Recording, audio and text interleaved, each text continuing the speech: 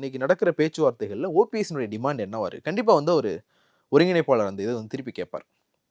நீங்க பொதுச் செயலாளர் அப்படிங்கிற அந்த செட்டப்ல இருந்து ஒருங்கிணைப்பாளர், இணை ஒருங்கிணைப்பாளர் அப்படிங்கிற செட்டப்புக்கு கட்சியை கொண்டு போங்க அப்படின்ற மாதிரியான கோரிக்கைகளை ஓபிஎஸ் வைக்கிறதுக்கு வாய்ப்பு இருக்கு. ஆனா இதை பாஜக எடப்பாடி பழனிசாமி கிட்ட எப்படி எடுத்துட்டு போக போறாங்க? எடப்பாடி பழனிசாமி இத எந்த அளவுக்கு அவர் ஏத்துக்க போறாரு அப்படிங்கிறத பொறுத்து தான் இது அடுத்த கட்டமா நகரும். ஏன்னா பொதுவாக டிடிவி தினகரன் வைக்கக்கூடிய டிமாண்ட் என்னன்னு பார்த்தீங்கன்னா, எடப்பாடி பழனிசாமியை முதல்வர் வேட்பாளராக அறிவிச்சது வந்து அவர் ஏற்றுக்கல. ஸோ அந்த மாதிரியான ஒரு டிமாண்ட் வந்து வச்சார். முதல்வர் வேட்பாளர் வேறு யாரையாச்சும் அறிவிக்கணும்ட்டு.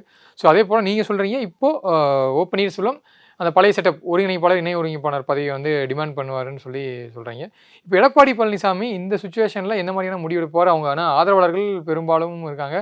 வழக்கெல்லாம் போட்டு நீங்கள் பொதுச் செயலாளர் பதவியில் வந்து உட்காந்துருக்க நிலையில் மீண்டும் இதை வந்து அக்செப்ட் பண்ணாருன்னா எடப்பாடி பழனிசாமி, இது எடப்பாடி பழனிசாமிக்கு ஒரு மிகப்பெரிய பின்னடைவு அப்படின்ற சில கருத்துக்களும் பகிரப்பட்டு வருது. அதை பற்றி என்ன நினைக்கிறீங்க? முதல்ல டிடிவி விஷயத்தை நான் சொல்லிடுறேன். ஆக்சுவலாக டிடிவியும் சீக்கிரம் இவங்க டெல்லி கூப்பிட போகிறாங்க. டிடிவிக்கும் அழைப்பு போயிருக்கு. டிடிவியும் டெல்லிக்கு போவார். ஆனால் டிடிவியினுடைய டிமாண்ட் என்னவா இருக்குன்னா, எடப்பாடி பழனிசாமி முதலமைச்சர் வேட்பாளராக ஏற்றுக்க மாட்டேன் அப்படின்ற டிமாண்ட் இருக்கும். ஏன்னா கடைசியாக டிடிவி தினகரன் பாஜகவுக்கு சொன்ன செய்தி அப்படிங்கிறது, என்னால் எடப்பாடி பழனிசாமியை ஏற்றுக்க முடியாது, நான் கூட்டணிக்கு வரமாட்டேன், உங்களால் என்ன பண்ண முடியுமோ பண்ணிக்கோங்க அப்படிங்கிற இடத்துக்கு அவர் நகர்ந்துட்டார். அதிகபட்சம் நான் ஜெயிலுக்கு போக வேண்டியிருக்கும், நான் அதுக்கு கூட ரெடி, என்னால் எடப்பாடி பழனிசாமி முதலமைச்சர் வேட்பாளரை ஏற்றுக்க முடியாது அப்படிங்கிற மாதிரியான ஒரு செய்தியை ஒரு பாஜக ஆர்எஸ்எஸ் தலைமைக்கு வந்து சொல்லியிருக்கிறார்.